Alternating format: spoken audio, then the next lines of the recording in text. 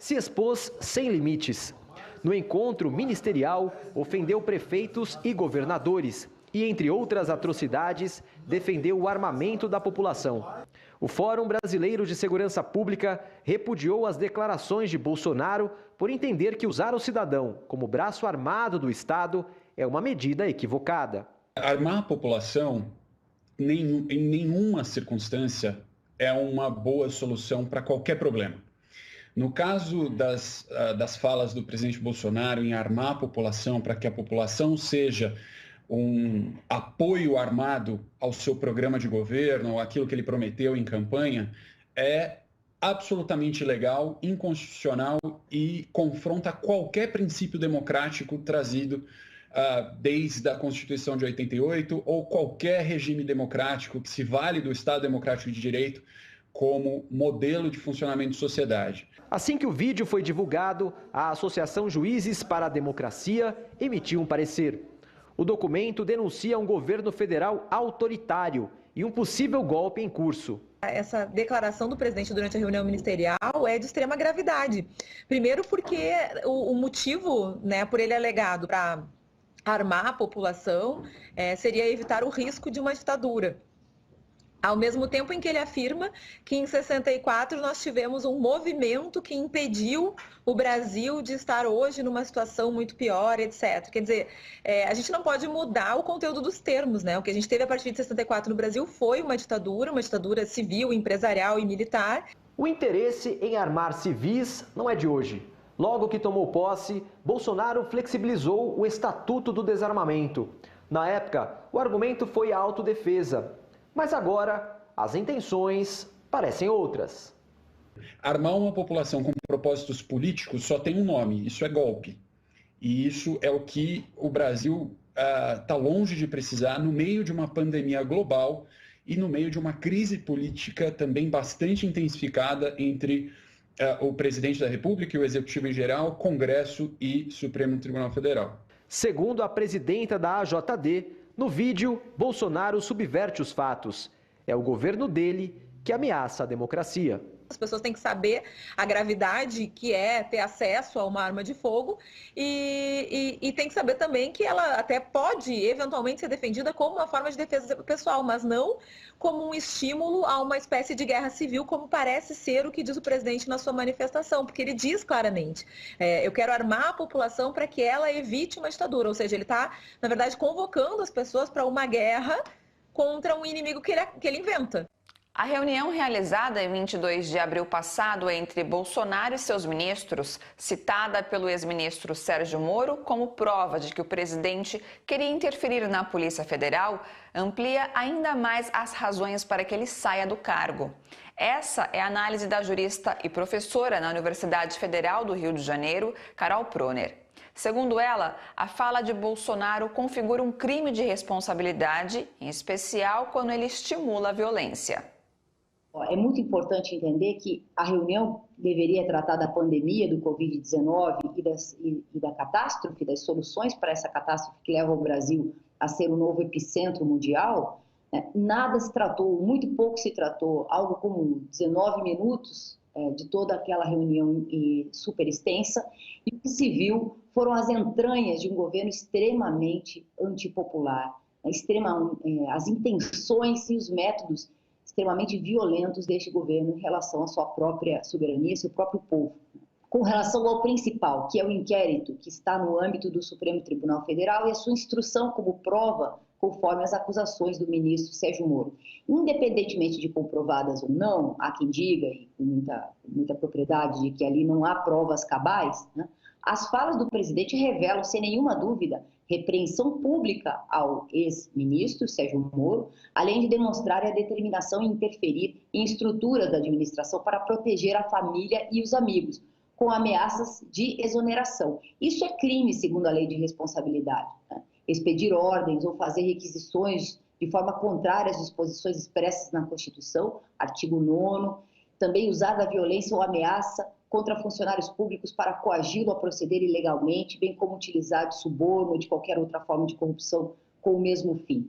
Da mesma forma, as críticas pesadas e ameaças de prisão aos governadores e prefeitos Nós estamos vendo tudo que está acontecendo com o Witzel hoje, né? Não que não se possa ou não se deva investigar o que está acontecendo lá, mas ali já havia vamos dizer, uma ameaça, né? Mas o principal, eu queria mencionar também a questão da supressão das questões da China, que também se configuram crimes, né, com relação à hostilidade de nações estrangeiras, também as falas do ministro da Educação e do ministro do Meio Ambiente. Mas eu quero aproveitar o tempo para falar do mais grave, que foi a questão realmente do estímulo à violência e de armar o povo. A intenção, evidentemente, beligerante do presidente, estimulando a guerra civil. O que fez Bolsonaro? Fez ameaças de subversão da ordem, com atos violentos, com armar a população, armar milícias, né, para resistir à ação legal de autoridade constituída. Isso é muito grave, está também na lei de responsabilidade, subverter ou tentar subverter por meios violentos a ordem política e social. Então, aqui nós temos uma situação gravíssima, não podemos subestimar a importância dessa reunião, que adensa ainda mais as razões para o impeachment de Jair Bolsonaro e faz com que as entidades passem a debater esse tema, como sabemos, com mais propriedade ainda. Durante a reunião ministerial que veio a público na última sexta-feira, o ministro da Economia, Paulo Guedes, voltou a defender a privatização do Banco do Brasil. A venda coloca em risco políticas de investimentos fundamentais para o desenvolvimento econômico e social do país. A reportagem é de Daiane Ponte. O governo Bolsonaro nunca escondeu a intenção de privatizar empresas públicas. No vídeo da reunião ministerial divulgado pelo Supremo Tribunal Federal, o ministro da Economia, Paulo Guedes, escancara sua intenção de vender bancos públicos. O Banco do Brasil é um caso pronto de privatização. Você tem um governo que, desde o seu início, listou que pretende privatizar todas as empresas públicas, né? Tratou-se o Banco do Brasil como se fosse o legumes de uma feira, né? Nós temos que vender e ainda com palavrão, como se o patrimônio público brasileiro pertencesse a este governo, né? Na realidade, o patrimônio público brasileiro pertence ao Estado e aos brasileiros. O mercado financeiro entendeu bem o recado dado pelo ministro da Economia, Paulo Guedes. Na última sexta-feira, quando o vídeo da reunião ministerial foi divulgado, as ações do Banco do Brasil subiram 7%. A carteira de crédito do Banco do Brasil, de folha de pagamento de servidores, tem interesse por parte do mercado privado. A questão da carteira de microcrédito de pequenas e médias empresas, o banco é inovador. E, principalmente, uma questão que vem sendo colocada na mídia como possibilidade de joint venture ou de abertura, é a BB-DTVM, que mexe com as ações e os investimentos a nível nacional. Isso lá atrás já tinha sido anunciado, inclusive pelo Paulo Guedes, para a necessidade de venda, mas tudo isso comporta o ativo hoje, que é o Banco do Brasil. Então, quando o mercado dá essa sinalização das altas das ações do banco, está sinalizando, inclusive, para o seu operador dentro do governo, que é o Paulo Guedes, a necessidade de fazer a venda de um ativo tão importante, né? O Banco do Brasil tem sido estratégico neste momento de pandemia. Enquanto pequenas e médias empresas encontram dificuldades em obter empréstimos com instituições financeiras privadas, tanto o Banco do Brasil quanto a Caixa Econômica Federal têm ampliado linhas de créditos, que juntas somam mais de 100 bilhões de reais. O BNDES é um banco fundamental para o financiamento das indústrias, da pequena, da média, da grande indústria.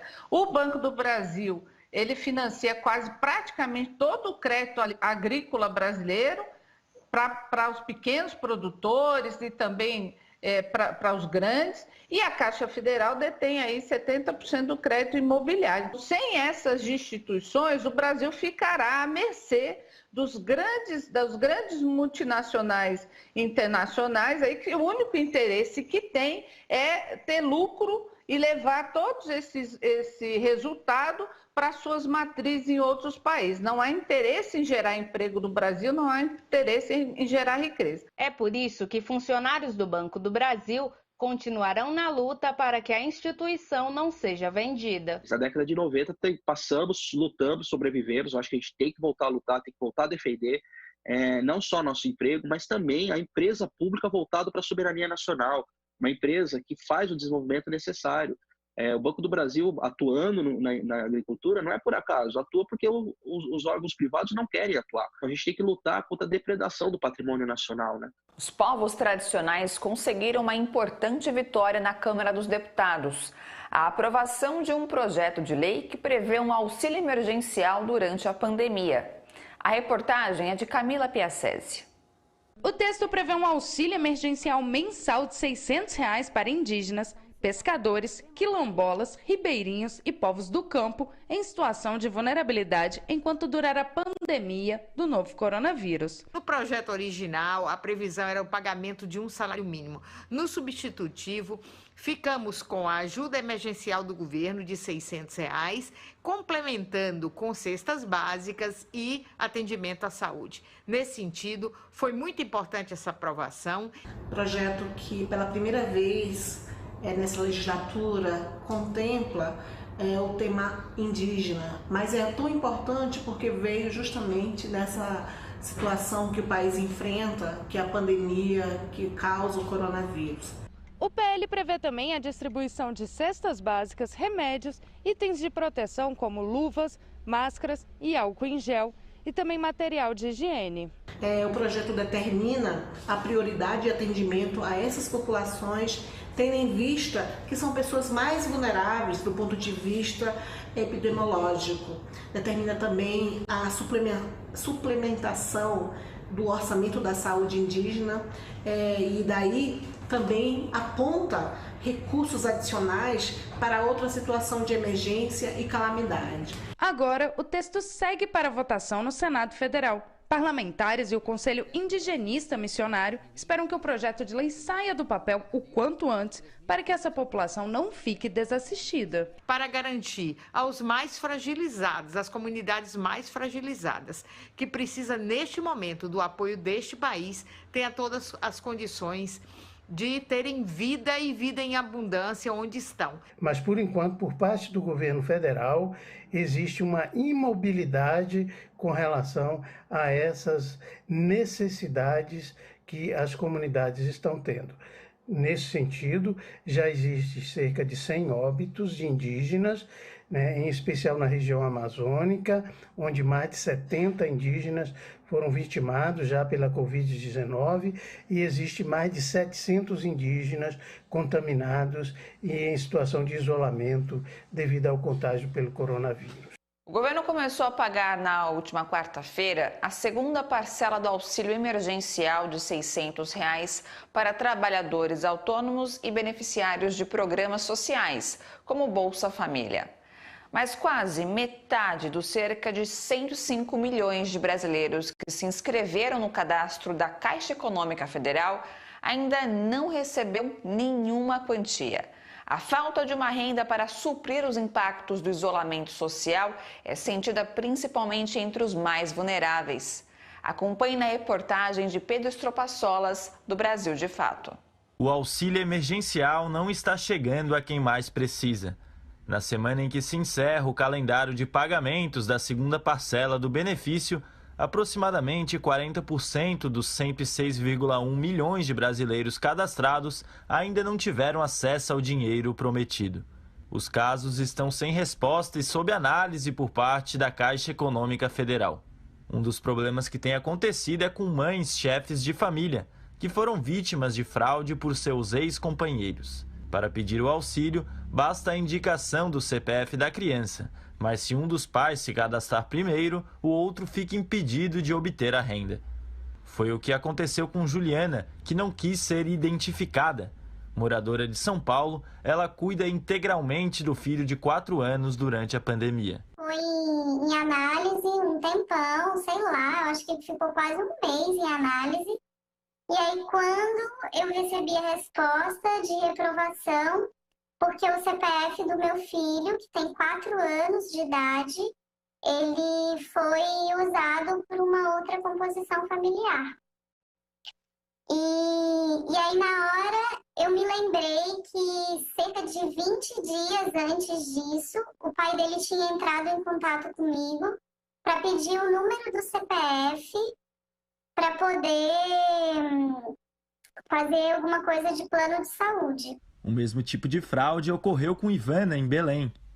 Eu sou chefe de família, eu deixei de trabalhar para ficar isolada desde o dia 14 de março. Estou entendendo ainda sem explicação que eu não recebi o meu auxílio por conta disso, porque o pai do meu filho fez a solicitação dele e usou o CPF do meu filho. Então, segundo ele refez a solicitação sem o CPF do meu filho, eu também refiz a minha e ainda aguardo meu auxílio, ainda não recebi e estou aqui como chefe de família, sem trabalhar, isolada em casa e sem respostas. As exigências cadastrais, como o uso do celular para acessar o aplicativo e a falta de documentação, são outros dos principais empecilhos para que o benefício alcance moradores em situação de rua, por exemplo. Sem orientação do poder público, ações solidárias que têm feito esse papel. É o que acontece em Recife, com a assessoria popular organizada pela Associação Brasileira de Juristas pela Democracia. O pessoal tem vindo aqui, por exemplo, o pessoal que mora nas ruas e tem uma dificuldade de não ter um telefone e não ter onde baixar o aplicativo, e aí se torna mais difícil. Na última semana, o ministro da Economia, Paulo Guedes, anunciou a possibilidade de prorrogar o auxílio emergencial por 1 ou 2 meses. A condição, porém, seria a redução do benefício para R$ 200. É um auxílio que estimula as pessoas a irem para a rua nesse momento difícil. É um auxílio que mostra claramente a política de exclusão, né? A necropolítica, a política de controle social feita pelo governo, né? E mostra que essas pessoas que morrem todos os dias pela fome vão continuar morrendo pela fome e que são realmente escolhidas para viverem dessa forma, ou escolhidas para morrer, né? Digamos assim. O seu jornal faz um rápido intervalo e volta num minuto. Até já!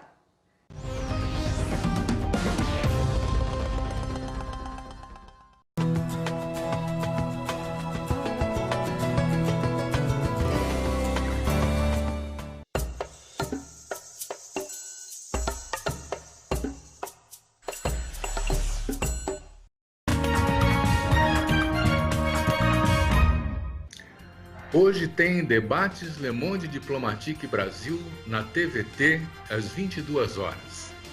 Nós vamos tratar da pandemia e do direito à cidade. O direito à cidade compreendido como participação, como atendimento, como acolhimento. Não perca, é um bom debate.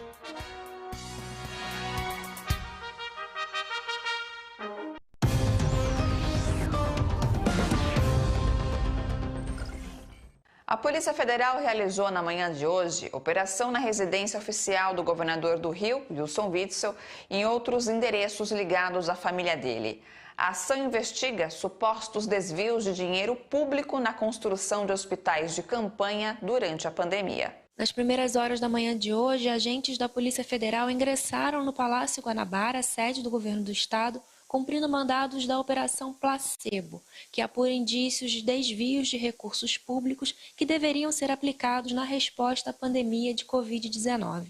Foram cumpridos 12 mandados de busca e apreensão no Rio e em São Paulo, expedidos pelo Superior Tribunal de Justiça.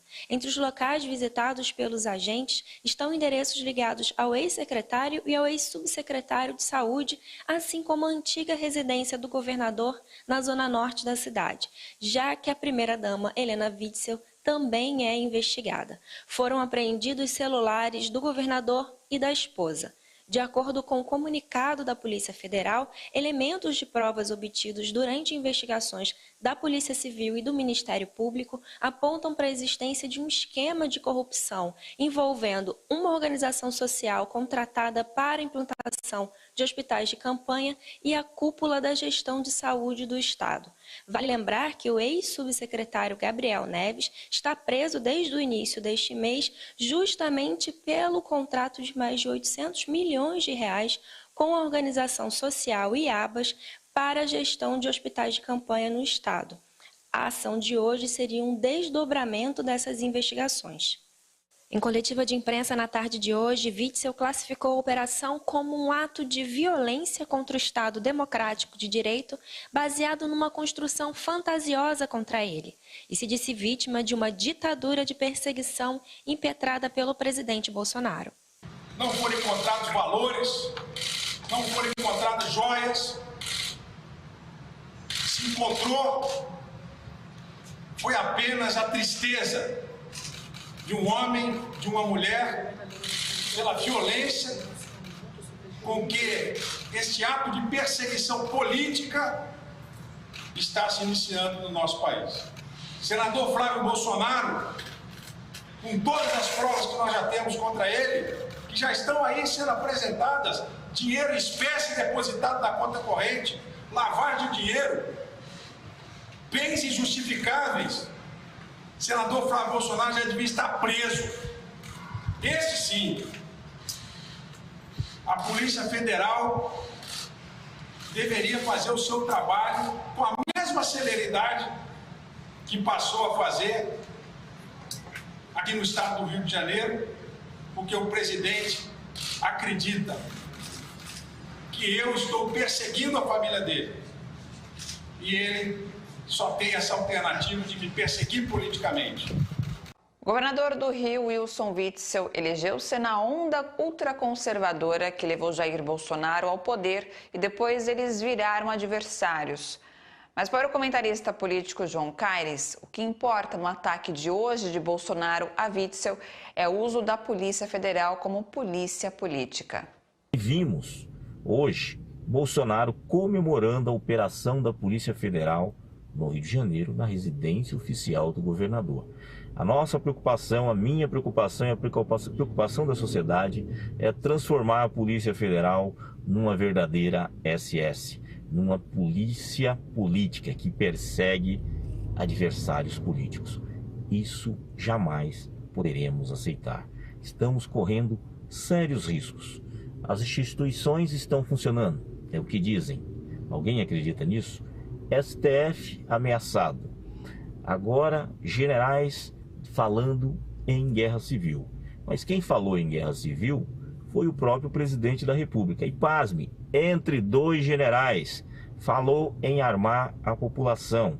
Me recordo quando o ex-presidente da CUT, Wagner Freitas, comentou de uma maneira metafórica a questão de pegar as armas, mas no sentido de pegar as armas da luta, da greve, para manter a presidente Dilma. Os militares ficaram horrorizados, policiais, a direita como um todo. Bolsonaro fala em armar a população, que quer armar todo mundo. Nenhum pio, ninguém se horrorizou. Ou seja, há 30 anos Bolsonaro vem falando bobagens, vem falando descalabros e sempre foi passado, vamos dizer assim, a mão na cabeça. Mas agora ele é presidente da República. E o que vimos hoje é muito preocupante, porque não é só com o governador Witzel. Já teve algo similar no Nordeste. E se isso começar a se repetir, realmente, Jair Bolsonaro está aparelhando a Polícia Federal, como ele fez, tirando o chefe da Polícia Federal, tirando o superintendente do Rio de Janeiro, e agora coordenando operações que a gente tem que investigar de onde surgiu essa operação para intimidar governadores. É um risco muito grande para a democracia brasileira. É uma coisa chamada autoritarismo furtivo. Um autoritarismo que vai crescendo, crescendo, assim como os aviões que se falam caças furtivos. O que são caças furtivos? Que não são detectados ao radar. O autorismo furtivo é como se a sociedade não percebesse, mas que aos poucos o presidente Jair Bolsonaro e quem está em volta dele começa a atuar dessa maneira. Nós vimos o descalabro que foi aquela reunião. Tantas falas absurdas. Os palavrões, como disse, foi o menor dos problemas. Muitas falas preocupantes. E, no dia de hoje, já sentimos um pouco do resultado daquela reunião. Nos últimos 10 dias, 14 jovens negros foram assassinados por policiais. Isso apenas no Rio de Janeiro. Para ativistas, a violência contra essa população pobre nas periferias não é novidade. Mas o Estado está usando o isolamento social promovido pela pandemia como cortina de fumaça para legitimar ações violentas e genocidas. Veja na reportagem de Jô Miyagi. Na última quinta-feira, os jovens Juan Ferreira e Gabriel Dantas foram assassinados pela polícia de São Paulo. No Rio de Janeiro, o garoto João Pedro Pinto foi baleado pela polícia dentro de casa na segunda-feira retrasada. A pandemia e a quarentena não fizeram a polícia reduzir a violência nas periferias do país. Pelo contrário, ela aumentou, afirmam ativistas do movimento negro. Dá para a gente afirmar, pela nossa experiência diária como movimento social, pelo número de denúncias que a gente recebe, né, nos grupos de familiares que nós possuímos, que infelizmente são grupos de WhatsApp com muitas mulheres, muitas mulheres que perderam seus filhos ao longo desses anos todos.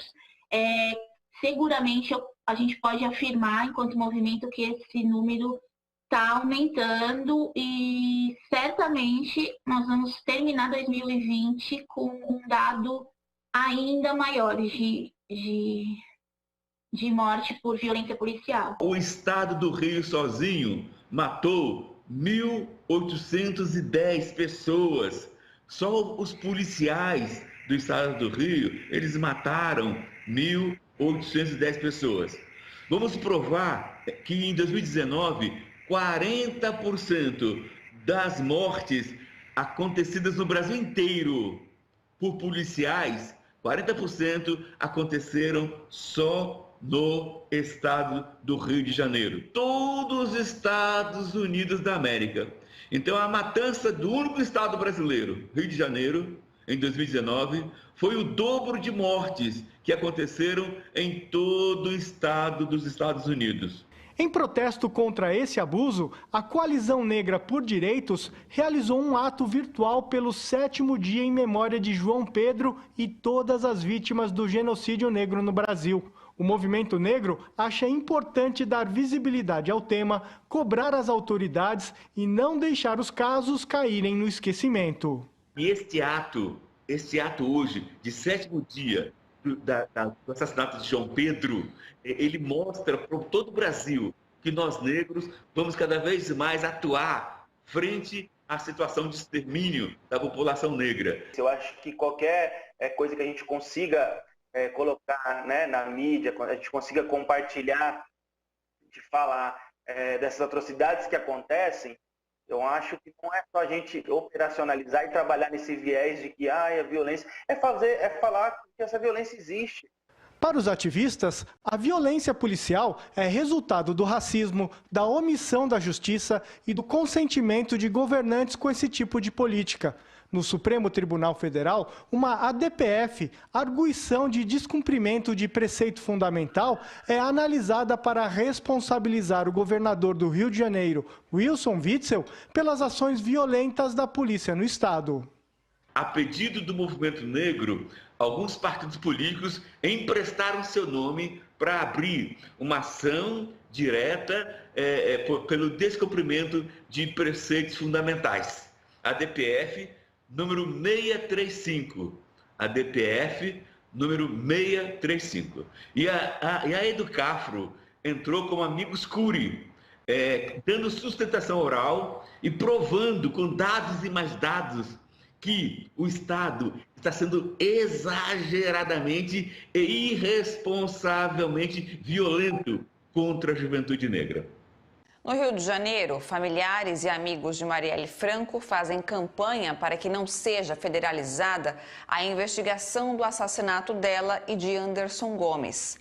Veja na reportagem de Viviane Nascimento. Mais de 2 anos após o crime, a 3ª Seção do Superior Tribunal de Justiça analisa se o caso Marielle deve deixar de ser investigado pelas autoridades estaduais e ser assumido por órgãos federais.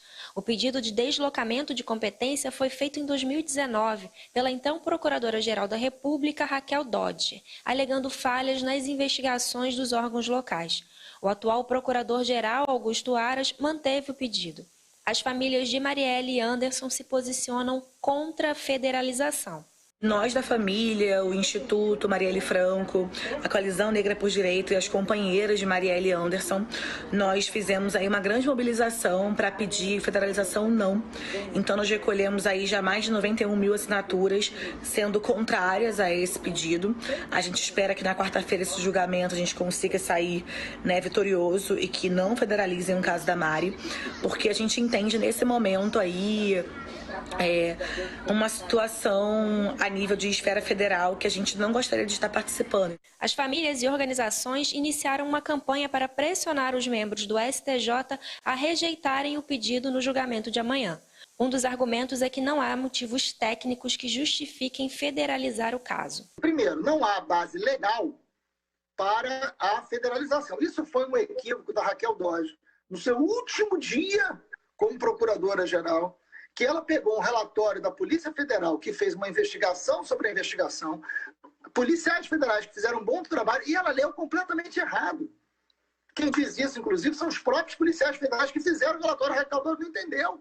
Ela não conversou com ninguém. O atual cenário político em que há acusações de falta de isenção e de interferência do presidente da República no trabalho da Polícia Federal é o principal temor das famílias. Deslocar o caso agora também poderia significar recomeçar do zero uma investigação que já se arrasta há mais de 2 anos. Prendeu os executores, mas ainda não identificou os mandantes. Já passamos de 800 dias, 2 meses e 2 anos de muita dor, de muita luta e ainda sem a resposta. Quem mandou matar Marielle? Quais foram as motivações? Nós não acreditamos, nós não confiamos que a Polícia Federal, que Jair Bolsonaro quer controlar, possa fazer as investigações com isenção, com imparcialidade, para acreditar que poderemos chegar ao resultado dos verdadeiros mandantes. E quais foram essas motivações? Em momento nenhum a família tem a vontade ou pensa em colocar o caso da Mari num pedestal, não é isso.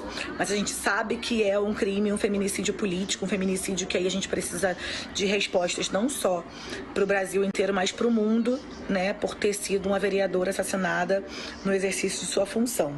Então hoje, nós da família, Instituto, Coalizão, companheiras, todo mundo que assinou lá, mais de 91 mil pessoas, pedimos a federalização não, para que a gente não faça parte dessa bagunça no âmbito federal que está acontecendo exatamente no nosso país. Para além de pandemia, para além de Covid, é uma bagunça política geral. Com 18 milhões de habitantes, o Chile vive hoje uma média de 4 mil novos casos do Covid-19 por dia e cerca de 40 mortes. Além disso, enfrenta uma grave crise econômica que atinge principalmente a população mais pobre. Movimentos sociais e de médicos acusam as políticas de afrouxamento social do presidente Sebastián Piñera como uma das principais razões para o aumento dos números do novo coronavírus no país.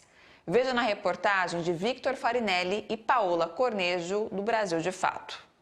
Em meados de abril, o presidente chileno Sebastián Piñera determinou aos cidadãos que deixassem as medidas de isolamento com a justificativa de que a pandemia estaria controlada. Na época, o Chile tinha uma média de 1.000 contágios diários por Covid-19 e cerca de 15 mortes. Com o afrouxamento das medidas de isolamento, hoje o país enfrenta cerca de 4 mil novos casos da doença por dia, além de 40 mortes. O Colégio de Médicos do Chile já havia alertado para o erro da medida. Agora, Isquia Siches, presidenta da instituição, pede às autoridades chilenas uma mudança de planos para enfrentar a pandemia. En la primera reunión que participé como presidenta del Colegio Médico, se lo dije, vivíamos un momento complejo para enfrentar esta pandemia, hay desconfianza en las autoridades de gobierno, hay desconfianza en las distintas instituciones del país, es por eso que desde el primer momento habíamos planteado tener otra suerte de gobernanza. Além da crise na saúde, o Chile enfrenta sérios problemas econômicos. As demissões massivas e a falta de auxílio por parte do Estado têm gerado protestos e enfrentamentos com a polícia nos setores mais pobres da região metropolitana de Santiago. A dirigente social Virgínia Bustos explica que as pessoas não têm condições econômicas de cumprir a quarentena, porque muitas trabalham na informalidade. Tener que escuchar todos os dias ao governo, através de seus voceros, decirte mentiras e decirte engaños.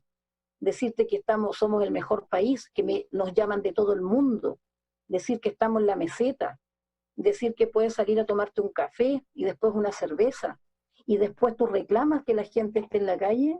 creo que este gobierno es inmoral y está al borde de lo criminal. Nesta semana, o governo de Piñera propôs um pacto político e social com setores da oposição, mas não obteve resposta até o momento. O Colégio de Médicos apresentou na última sexta-feira uma proposta de apoio econômico e social em uma nova tentativa de mostrar ao governo um caminho melhor que o seguido até agora. Nós vamos fazer um intervalo curtinho e voltamos já já. É só um minuto.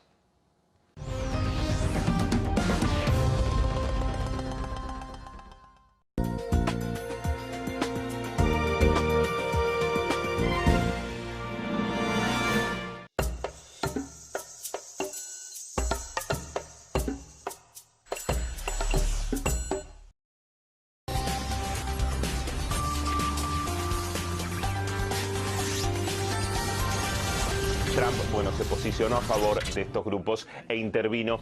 En América Latina, cerca de 30 millones de personas se quedarían en la pobreza debido a la pandemia. Jair Bolsonaro insiste en no utilizar ninguna medida de seguridad sanitaria frente a la pandemia.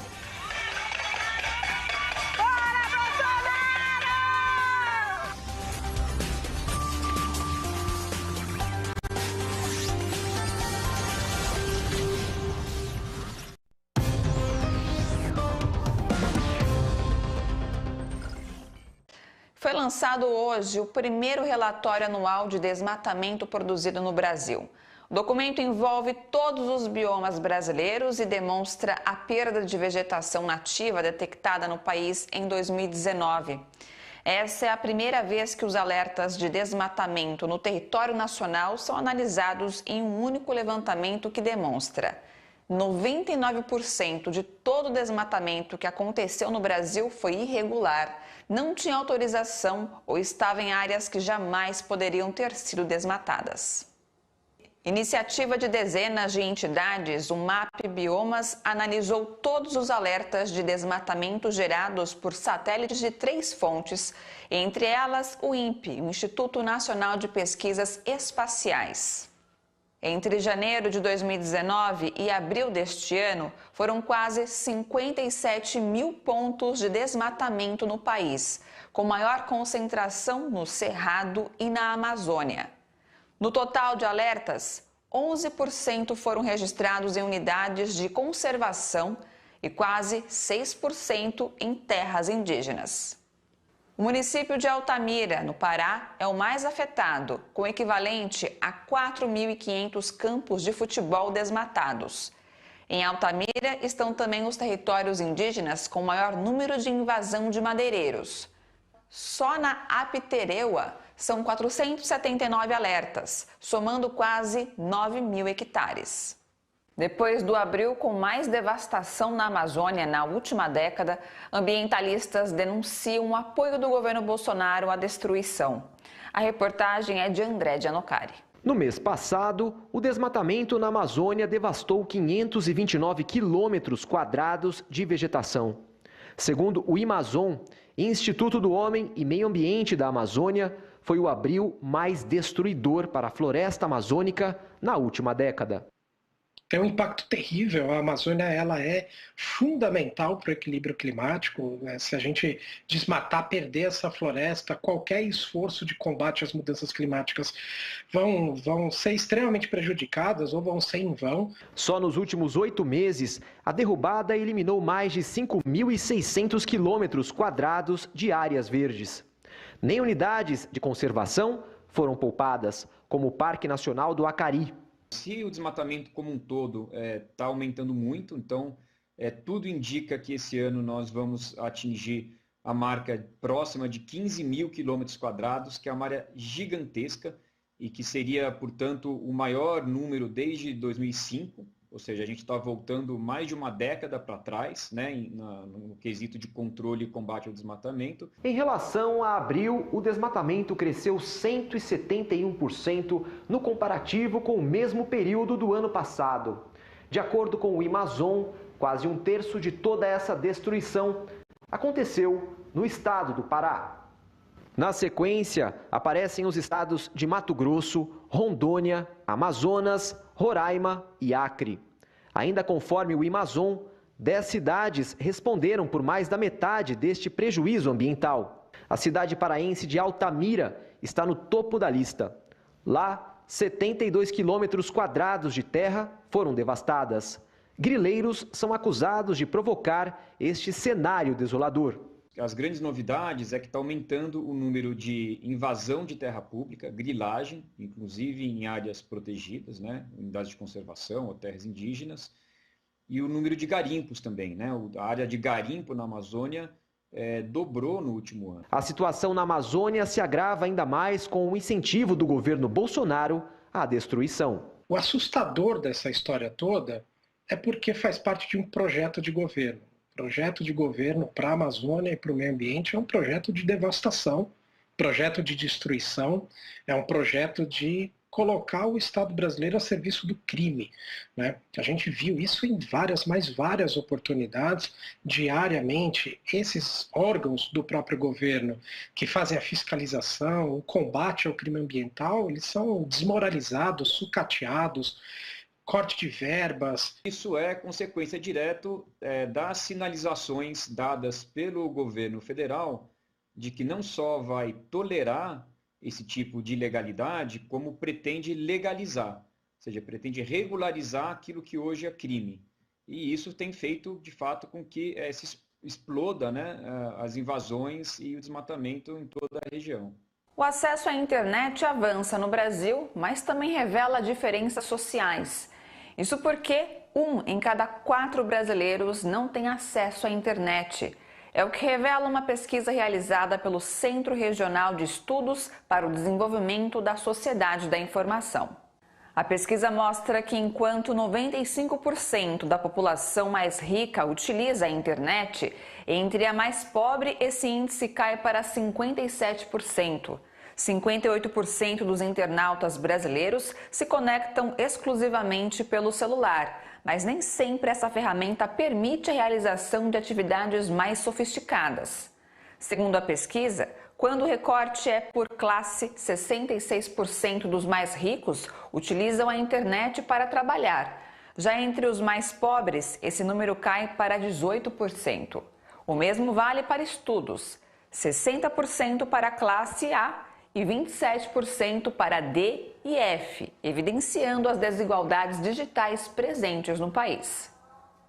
O ministro Alexandre de Moraes, do Supremo Tribunal Federal, determinou que Abraham Weintraub seja ouvido pela Polícia Federal para explicar fala em reunião ministerial.